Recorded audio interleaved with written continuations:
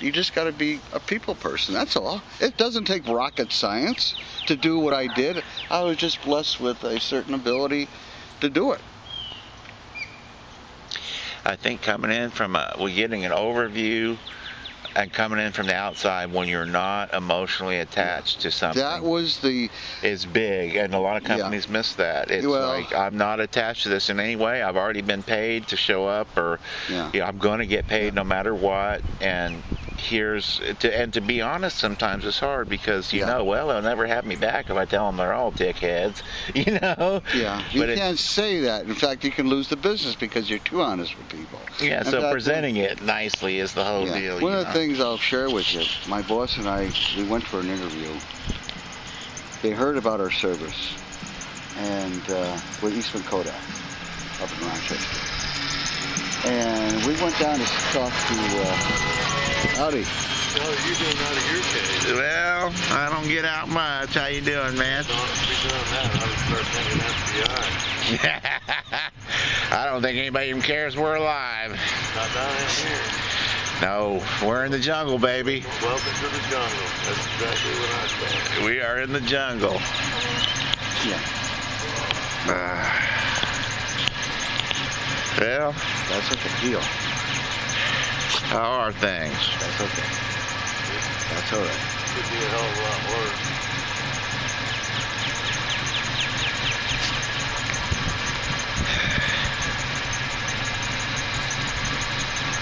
There's a bear down here last night. Was there? Bear? Yeah. Will started going ape shit. Something shook the trailer. I got my security cameras around there, and I looked up. That or big fat hair jacket. Down here in this trailer park? Oh yeah. I've seen a bear. Bear shook mine a while back too. Where the hell are we coming from? Hey, yep. See you later. Oh, you could use another tire in that donut. Yeah. So we had a little discussion with the powers to be. They must have had at least eight upper management people there in that little meeting with us. We walked out about an hour and a half meeting. They're all nice folk, all educated. They know what they're doing. And my boss looks at me and says, "Holy shit, Greg. Talk about, what's the word he used? Top heavy." And I said, "What do you mean, top heavy?" He said, ordinarily go to General Mills, there's two guys running the whole, to visit with us and solve a problem. And they need something, the vice president of this, and the undersecretary of this, the second vice president of this. And I'm going, you're right. You know, I thought they were from different departments. He says, no, they're all from basically the same logistic department. I'm going, holy shit. He said, didn't you read their cards? Because they give out, business cards. I said, no, I just look at their faces. Oh, General Mills is a trip. My grandfather, like I said, he was you don't mind if I bum another one. No, go on ahead. Yeah. He was one of the kind of co-founders of the damn thing. Was far up in the company, and we all growing up in product development. The guys would bring by all of these boxes and boxes and boxes of brand new products that some of them were never released. Right. But he would bring them down to the ranch, 1,000-acre ranch in Southwest Missouri, and he worked in Kansas City. Would come down the weekends and bring these boxes and hundreds of boxes of products for us to try and eat ourselves sick on and see how we reacted to it. Were they any good? Howdy. Good. Take care. Another error. Yeah.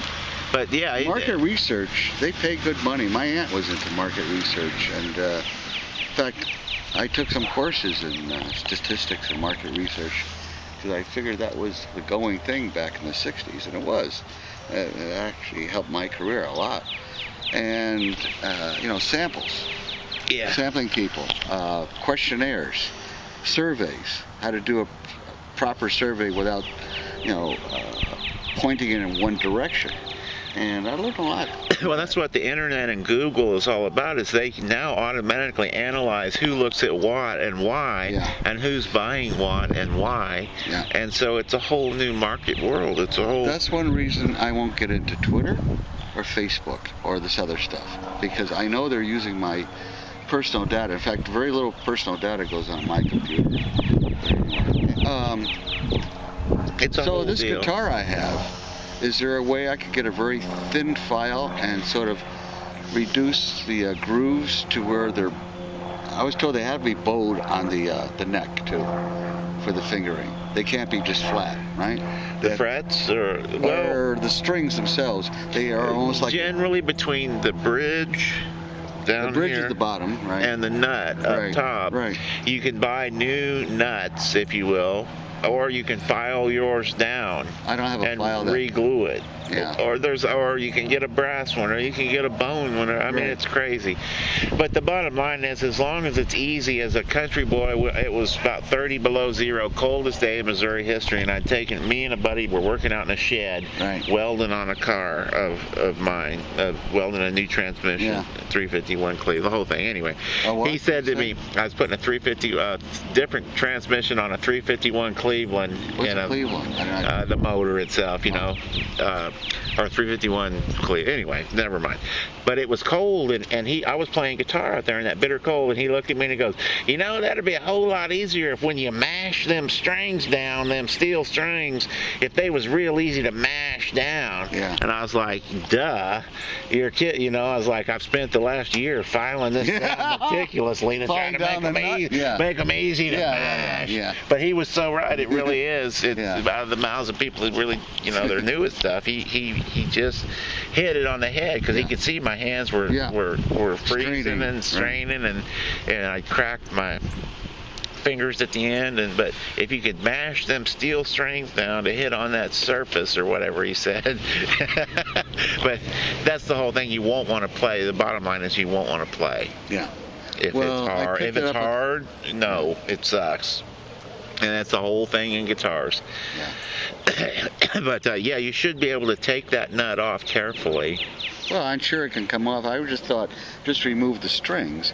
You take the strings off and get a file. I don't have and file it down a little bit. I don't have a real sandpaper. What I could do, like you said, instead of doing each individual groove, just take the nut off. And I do have files, and I could very gently. Sandpaper would work too. And I got a micrometer. Plastic nut. A vernier caliper. Okay. And I can measure where it was in the beginning and take down a couple thousandths. Yeah, try it. Is it glued in there, or is it a tight fit? It should be. It can be either. Probably a little bit of glue, but you can normally take like something and gently, like a screwdriver or something, very gently, just tap at it, and it'll come off. Right. And then Elmer's will put it right back on. And a lot of times they're not even glued, although it's good to glue them, because they waggle at the top. Right. And when you bend, then the strings will come off, or it'll come off the fretboard. It's a whole.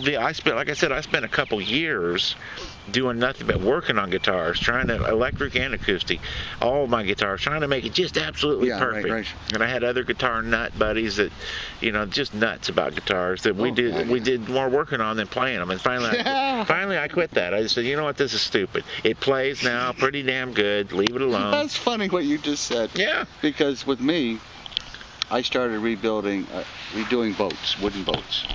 Well, it's a lot of work, and I could do nice work on them, but they got too big. So I started doing furniture, refinishing furniture. Well, that got too big. So I started doing gun stocks for a lot of my friends that had military weapons, and I'd make my own stains, and I'd do it by hand, and if they had a crack, I'd do a real nice job of getting it all, set, and I'd make stains out of black walnuts or rusted nails. All depends on the patina of the wood. And I'd give it back to them. They look at it and say, oh, if my grandfather could see this Garand, he would go nuts. And up our way, we have a industry that actually makes barrels for the military, sniper barrels. And I got to know a couple of guys working there through a couple of my church buddies. And they said, Greg, did you know that you could take your rifle in, or pistol, whatever, and get it re-glued? I said, they'll do it? He said, yeah, but you got to take all the bluing off and sand it down. I said, oh, that's no brainer. So I took in a couple of weapons, more than a couple of weapons, and they sent me back beautiful. Do you want parkerized? Do you want a deep blue? Do you want a medium blue? And they would do the whole thing, including the clip, the magazine. And I go, and sights. I go, oh my God! First time I did a NRA match rifle, which I never owned my whole life. But One of my farmer friends had one, and it looked like a canoe paddle, and it was in the barn for like 60 years.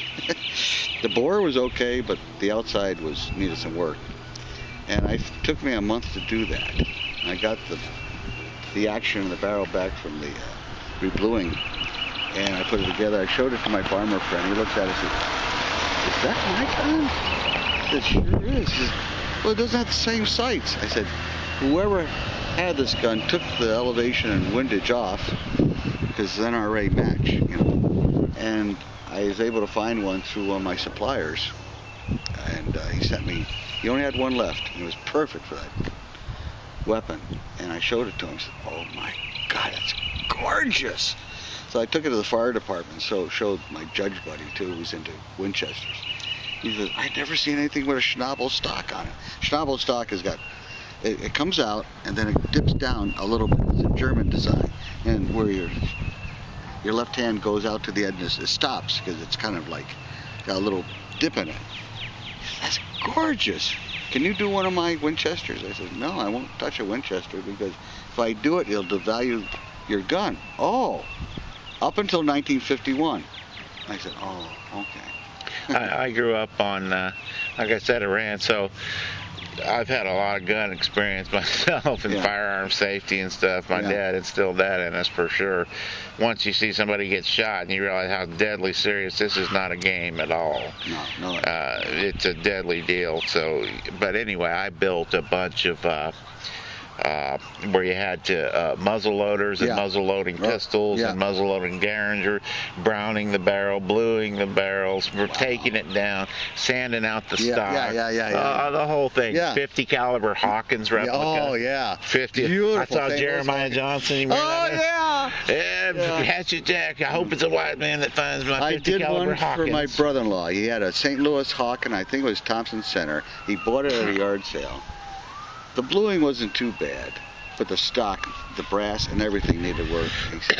What's the acid you use? I forget now. The acid to take it down for I don't know to re-blue or take it all off. I remember doing that, and I burnt my hand with the acid. No, I use it all by hand. I sand it down with like real 600 whatever grit sandpaper. I mean, real fine. Get all the bluing off. I don't use anything because I don't like using that type of stuff. And for some reason the manuals, they treat the barrel first. Somehow they do something. Well, see, I was going to blue my own. It said to prepare it for browning. I was browning the muzzle loaders. It said to prepare it, you must use this type of acid, and I think they even supplied it in the kit or something. Oh, and put it in a bath or something. Yeah. Right before you did it. But yeah, I sanded down with 600 grit, fine grit, made it just perfect. And those are still in storage somewhere. I made a 45 Derringer. Oh my! And I eventually made a 50 caliber Hawkins replica. Wow! And my brother made a 45 Derringer. Oh, cool. And I think a musket or something. You know, kids, but you know, I mean, I grew up with firearms. I'm not big on them anyway. I mean, too many people are shooting each other. I guess I don't know. The whole point is where we come from.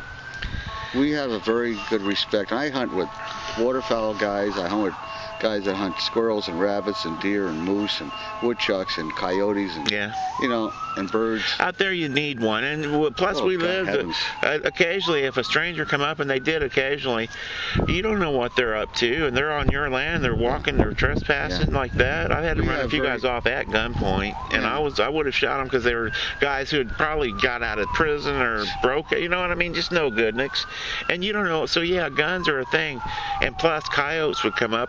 It's louder than them sirens now at night. We go out on the porch at night. My brother, we got into high-tech weapons in the early 80s, late 70s. He had a Fabrique National and an AR-15. All these, we had all kinds. I had tons of rifles and semi-autos laying around. But the coyotes would come up and at night, so loud. We'd go out on the porch. Your turn, go out on the porch, just to shut them up. You know, that was common. And then to get you killed or arrested in a city. You know. Well, where we hunt, I mean, it's so rural, and many of the farmer friends of mine just beg me to come up and take care of the deer population or take care of the woodchuck population because they got dairy cattle and, you know, farm equipment and stuff like that. So I got reloading my own metallic cartridges. And I got into shotgun cartridges and pistol cartridges. And in fact, I was doing some before the world got crazy about liability. but I won't reload for anyone else but just the family. Yeah. And I've overloaded a few. You can overload them where they explode. Something usually not, but something it can happen. Yeah, it can. I had a guy blow his finger off with one of his own reloads on the same range I was on in Los Angeles, and he had overloaded it. Yeah. His shotgun, 12 gauge exploded. Best shotgun I ever had was a 12 gauge Ted Williams from Sears, ordered from Sears. They are, and that was a hell of a man. It had a chokes in the range. I could hit ducks and geese. You know who made those, J.C. Higgins for Sears? High Standard. Okay. Ever hear High Standard? Yeah. They made the Vector pistols. You know, they used to use Vector pistols and matches. And I rebuilt one for my brother-in-law. I couldn't shoot a pipe plate at 25 yards. So I had a friend of mine who's a gunsmith. He drilled the holes for tapped the holes for the scope mount. I put the mount on the scope and Loctited it and took to the range. And what happened was he had a 20 gauge Ted Williams. And I knew it was made by High Standard because my catalog showed the display, the breakdown, and who the manufacturer was. And it took me a year to accurize that gun. And what the problem was on the polychoke, the tines were one in, one out, one in, one out. So I was going to this range about once a month trying to get this thing, accurized. And one of the old Dutchmen up there, Hans, I'll never forget him. One of the greatest guys you ever want to meet. But he was hard to get to know. He saw me like every month. He had this Dutchman type pipe, a little thing on it. He says, have you got that accurized yet? And I knew his name. So I brought him some coffee a couple times that he liked. He liked his mocha thing. And he said, I see you got the trigger down. He got that scope and got everything out. It's starting to come in. He said, you having trouble with the polychoke, aren't you? I said, yeah. He said, I got a trick. He's talking a heavy German accent, but I can understand him. And he said, put a billet in it. I knew what a billet was. And center point the billet. And from the center point to each one of the tines, bring it in with a vernier caliper. Do all 6 of them. So he started coming in. He says, now that they're equal distance from the center, tighten the choke down real tight and back it off a quarter of a turn each time. And, start firing the slugs downrange. Well, he was right on the mark. About 3/4 of the way out of the bottom stop was a sweet point. And I was putting in clover leaves at 50 yards finally. And 75 yards, they were still touching slugs. And these are, Foster type lead slugs. Yeah. I gave it to my brother-in-law. He said, what do I owe you for? I said, nothing. He said, he needed the money back, like a year and a half ago. So he said, what do you want to sell the gun for? 125 bucks. Okay. So I gave him 125 bucks. So a year and a half later, I gave the gun back to him. And I said, well, what did I owe you for the gun? I said, 125 bucks. No more? Oh, you put your own scope and rails. And he went out on opening week. First time ever he deer hunted. And he shot a running buck at 105 yards with this thing. 20 gauge. Yeah. And that's good. He was so excited. He got me down from my tree stand on another farm. And he said, Greg, you gotta see this. Where I shot the buck. Of course, he already had the buck hanging in his tree. Him and his buddy dragged it back to his home. And I gotta show you where I shot this buck. Man, this shotgun is awesome. It's awesome. He kept shouting, I love it. Oh, I'd go with that Ted Williams 12 gauge I had, and I could hit dove from here to that transformer on the second pole there.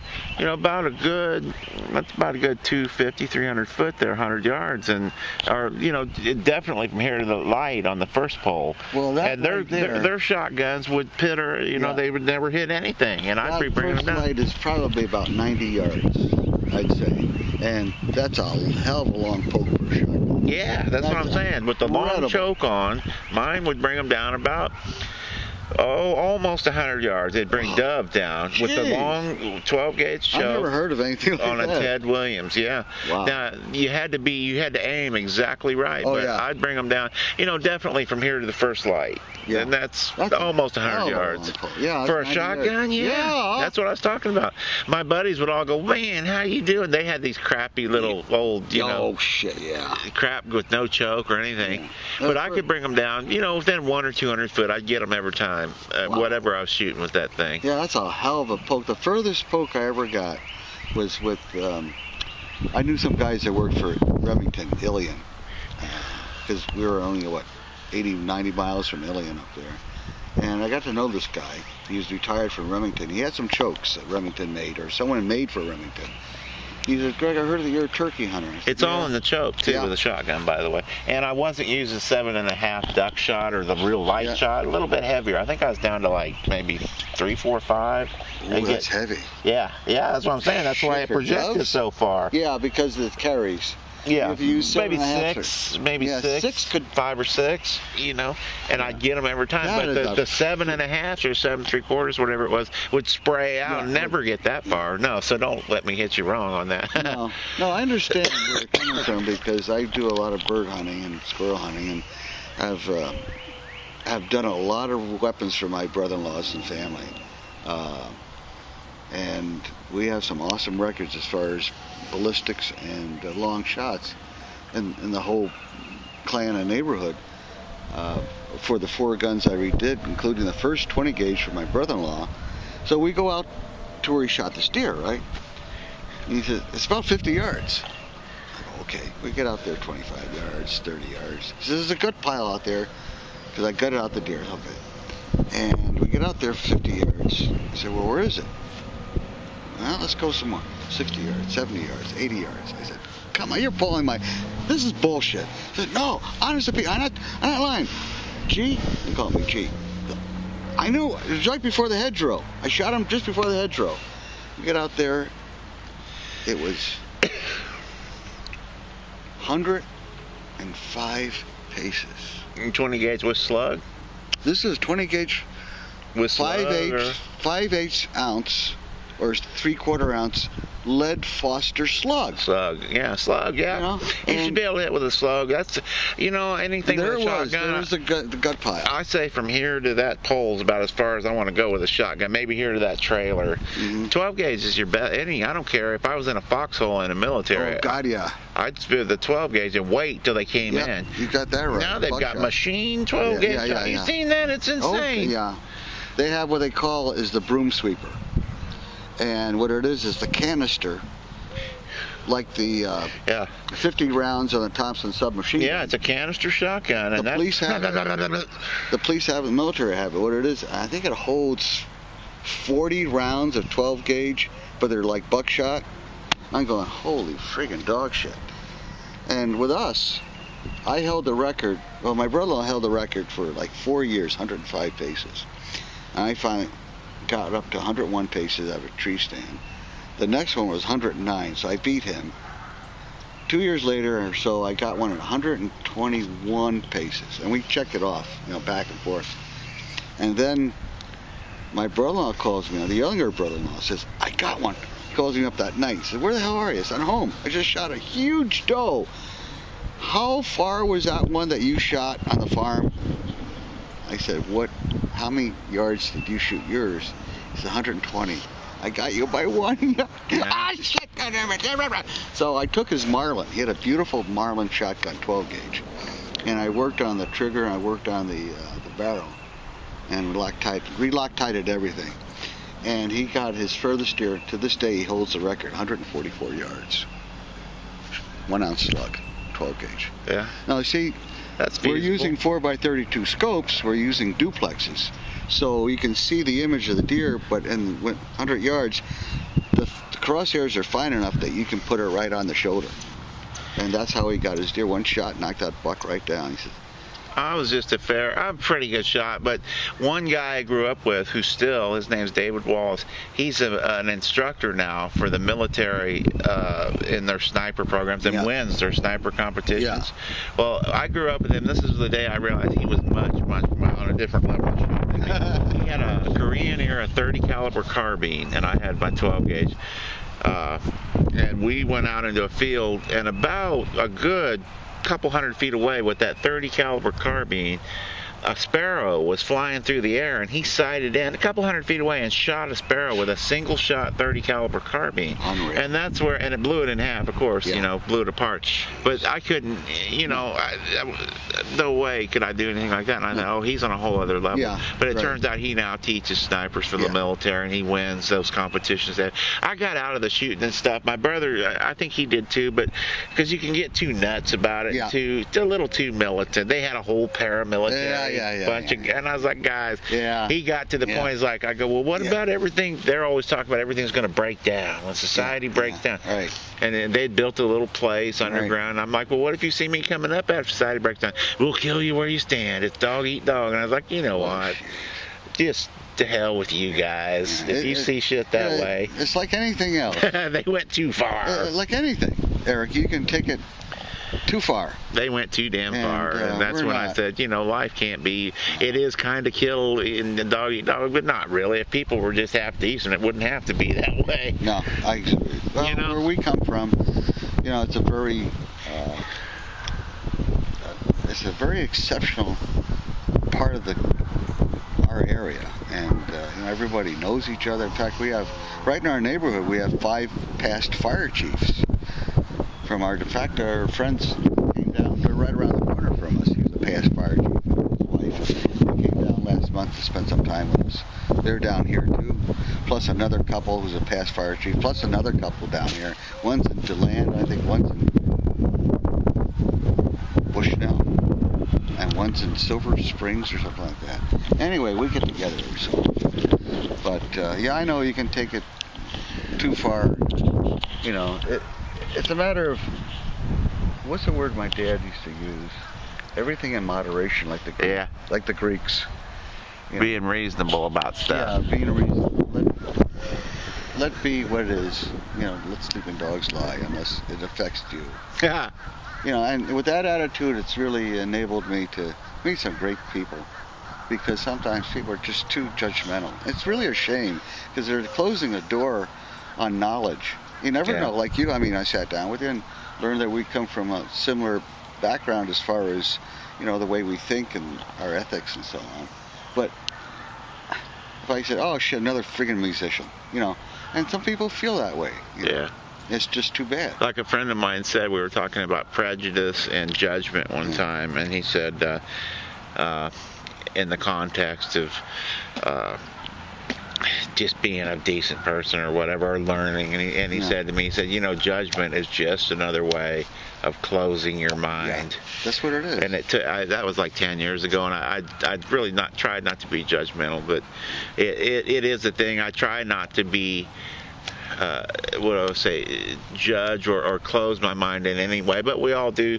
But anything that's a barrier to learning or really seeing how things actually are, you know, and that's hard. That's the hardest thing in life. You know, sometimes different politics or religion or this or that will try to get you to close your mind and believe something versus how it really is. People are all pretty decent, really. Pretty much they are. There's some bad ones out there, and that's because they've been beat up on and hurt, and they're trying to strike back at everybody. Yeah. Well, you don't have to. In fact, that's one of the... if they can just wash themselves and look in the mirror. In fact, one of my dear friends used to be a science teacher too for 30 years, and dealing with snot-nosed kids in the last 10 years of her career was incredible. But she says when first person points a finger at you, they're actually pointing 3 other fingers back at themselves. Yeah. I said, oh, that's a nice way to put it. And she always had a good way of breaking things down into the simple equation that most people are decent, you know, law-abiding. Every so often you run into Scheisselkopf. Scheisselkopf. You just keep your distance. That's all. You just say, okay, I don't want anything to do with you, and you know, and That's a shame when it comes to that, but it does. It does. I mean, how are you going to deal with it? You can't confront them because they'll just get their dander up and you'll become an enemy of them. Yeah. So enemy of them. So do you? See, I hunt black powder too. Sizable powder. Black powder. Haven't hunted in. I gave up wheat on the farm, on the ranch, and we grew up in pretty wild country. Yeah. We'd do things when we were kind of mean teenagers. We'd go through the woods and kill everything that moved. If it moves, kill it. Yeah, I know. You know, that kind of thing. Yeah. About 18, I killed this was in a 30-06, about a quarter-mile shot. I killed a female coyote. Right. And it was a quarter-mile shot with a 30-06. 30-06, yeah, at least. I got several witnesses that saw it. I believe it. It's a famous shot in our country. Yeah. It really was. About a quarter mile away. Yeah. 440 and at least. And it was a 30-06 with a scope, with special loaves and everything. And I knew the weapon, and we had benched it in for months. Right. Benched it in. I could hit a watermelon every time at a couple hundred yards. Sure. Absolutely. But anyway, I killed her, and that night.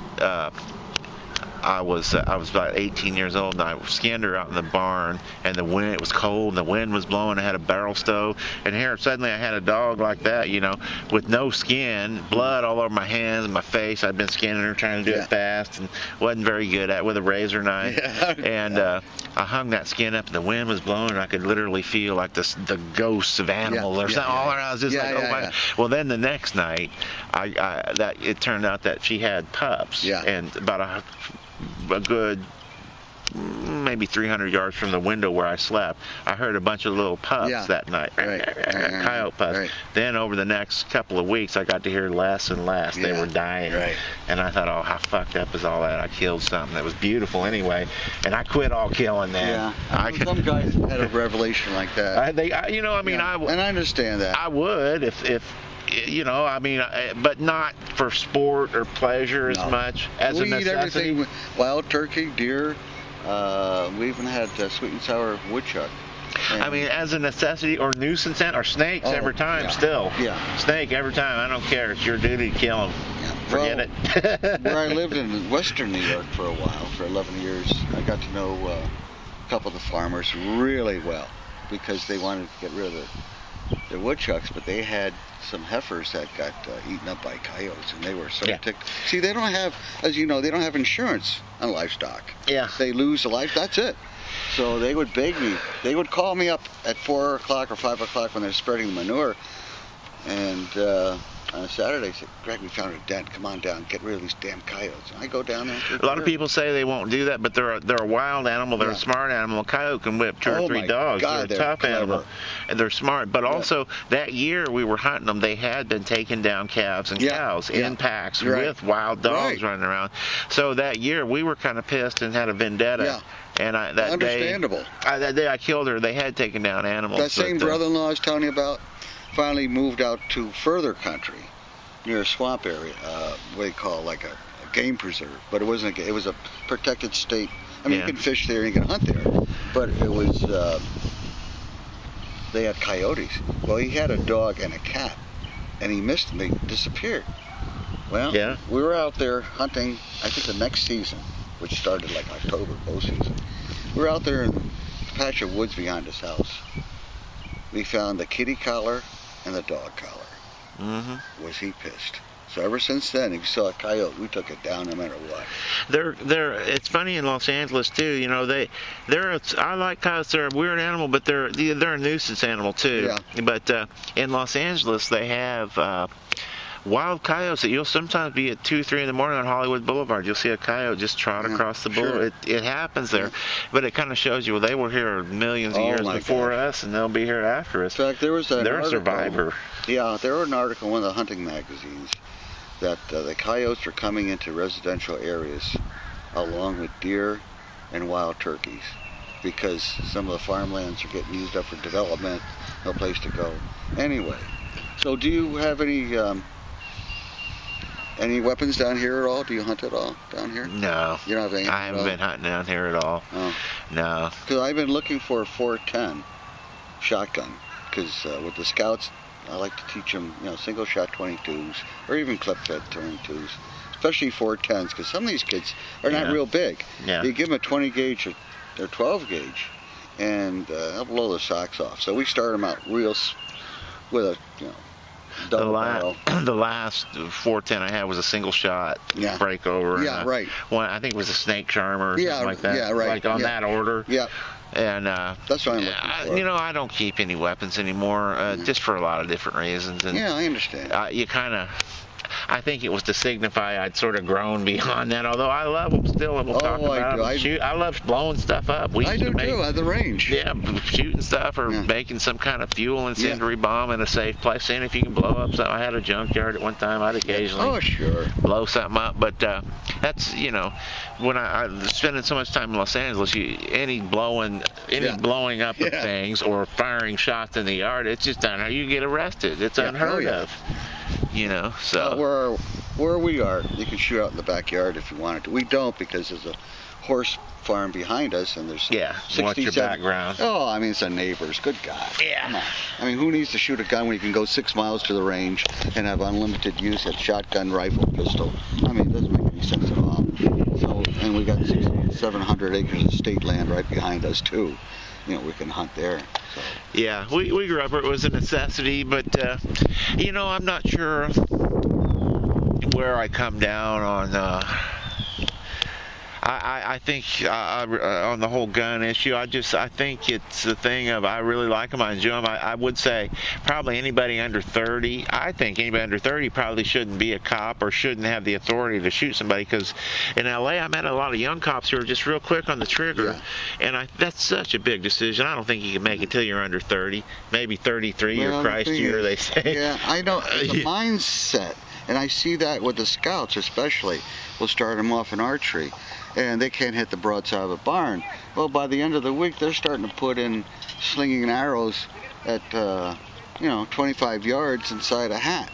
Yeah. And no sights. These are just recurved bows. Mm-hmm. They take them to the range, and they heard all this bullshit about, oh my God, guns are dangerous, blah blah blah. But the way you teach it and introduce it to the kids, they shoot first. It's a single shot. The shell is expended. They put the weapon down. They back away. After 40 years, we never, ever even had a close incident. It's all presented. I think, with gun safety, growing up, my dad was such just a harsh man. One thing, the way we were taught, it's not a toy. We weren't even allowed to have guns until we were like 12, 13, up some age. But also, a lot of stuff, if you have the barrel of a pistol or a weapon, the die path should never ever cross anything, and never ever let it go point at another human being. Keep it up or down. And the other thing was, once you've killed an animal, like it's shocking. If we were to sit here and shoot your damn dog, the blood and the guts and the crying, and it brings it home like, Jesus Christ, if that were my brother, that would be completely a fucked up mess. A guy dying like that. You're able to, so you get that whole thing of like, oh, this is serious. Once I shot an animal up close like that, we had to put them down all the time and shoot your favorite dog. Go take old Yellow. You ain't hitting him with a shovel, but just blood flying back in your face. You go, oh Jesus! Oh, shook up. You see what death is all about. A lot of these kids, and a person. I saw one guy at a range got shot in the leg. And he was screaming, it's hot, Jesus Christ, it's hot. And blood was squirting out. There were medics all around, and me and another guy. This is funny, and I'll stop talking.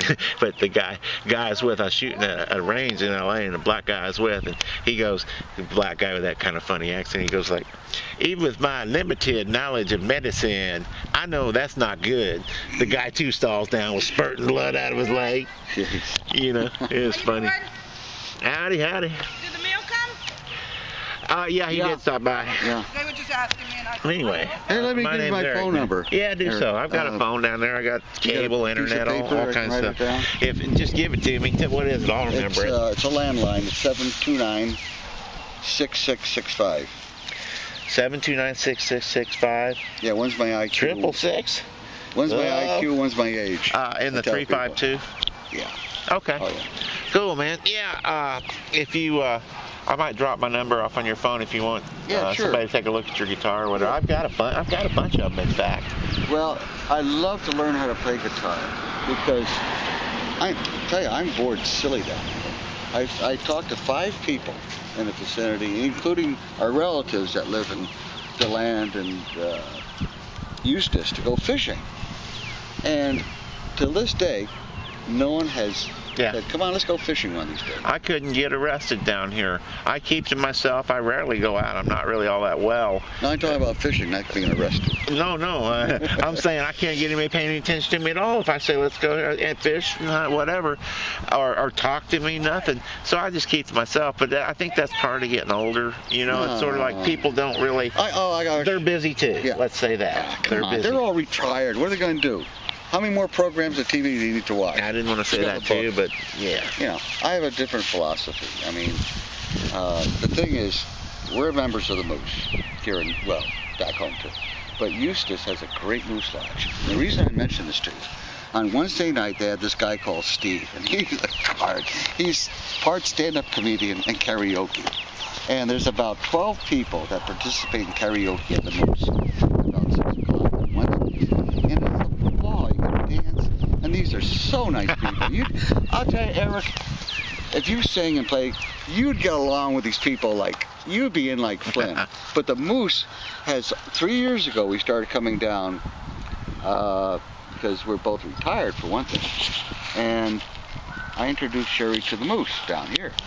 And we've been having a ball. We've met such great people from South Dakota, Chicago, Illinois, Indiana. They called us during the summer. When are you folks coming down? We want you and Greg. Greg's a scorch.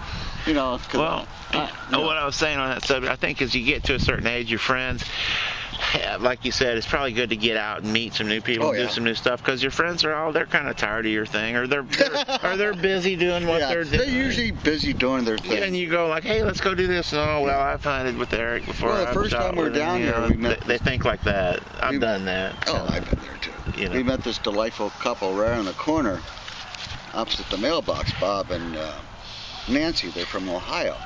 Yeah, I think I've met them. Yeah, the real tall fellow, real decent gal. Yeah.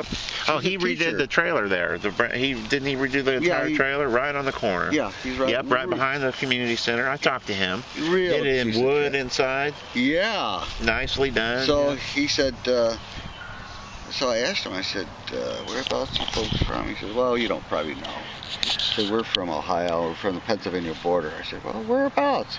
Oh, down past Erie, Pennsylvania. I said, I know Erie. Oh, you do? I said, yeah, we got friends that own big ranches out in Ohio. Really? You know Lake Pymatuning? I said, I used to go by it all the time, going out to Trumbull County, Ohio. You have relatives out? I said, yeah. Well, we're from Pymatuning. He said, oh, what a lake. And we started talking. Come to find out, his wife is a school teacher. So when my daughter came down, I said, you've got to meet Lisa. Because they invited us over for wine and crumpets or whatever. Wine and crumpets. Cheese and crackers. Right. So we sat down, we drank some wine, he's drinking beer. So I said, look, hi Ada. So, Magda, hush. Hush. No, it's your buddies. I'm going to start turning to a wolfhound now. It's about time. Get back that gnarly instinct in you. Yeah. Turn into a friggin' foo-foo dog. Anyway, so I said, you got to come over when Lisa's in town. So they came over, and Lisa and I, we like our beer and wine. You know, being Irish, Scottish. So we found a little Irish pub down here in Mount Dora, sandwiched in between a coffee shop. And I said, Lisa, you gotta see this place.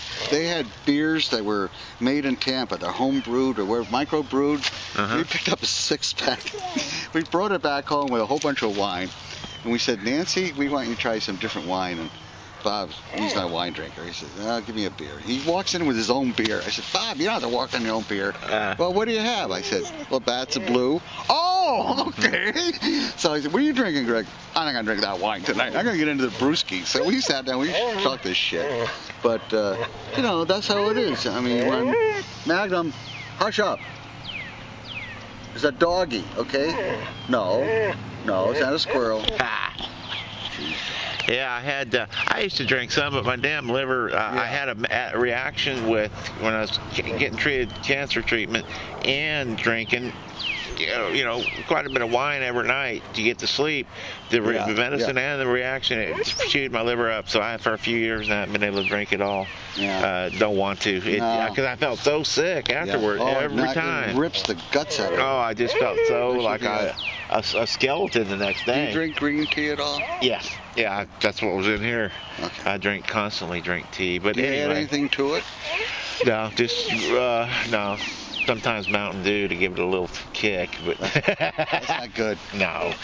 Well, man, good talking to you. Yeah, Eric, I'm glad I'm the first guy I've ever talked to in this entire place, I think. Down there, isn't that, yeah, that's me. I pretty much don't go out much because I'm not feeling all that well, but some days I do. They're like my son. You know, he had some good days, and he had some bad days. So. Yeah. You know, take a day at a time. Well, you better watch them guys. Boy, that's a young one. See you later, man. The people here. Maybe I could do a regular vlog on production.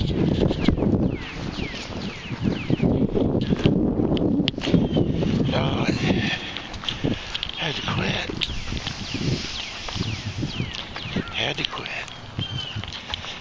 How did I end up living in an old folks community? Shut up. I was young until I came here, I guess.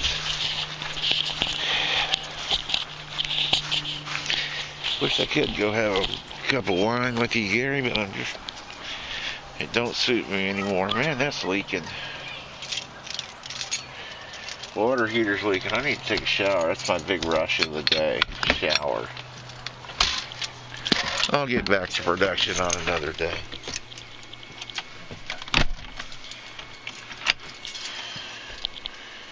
Oh man, YouTube put a floodgate on me, and I can't see a damn thing, and there's a bunch of emails. Not a single fucking comment on anything. Let's see. Spam. Spam, spam, spam.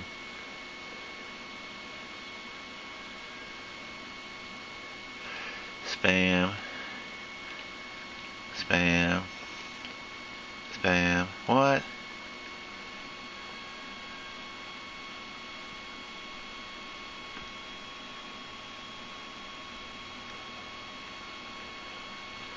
Next thing, I'm gonna fuck you, whatever. You know, subscribe to my videos. Why don't you suck a fart out of my asshole? You got nothing to offer. Yeah, basically it's a bunch of fucking spam, and, you know, I mean, if I didn't have a first-class product, I would not, I'd be ashamed to just basically contact people. I get thank you for spamming constantly, but anyway. Fuck, what a day. I need to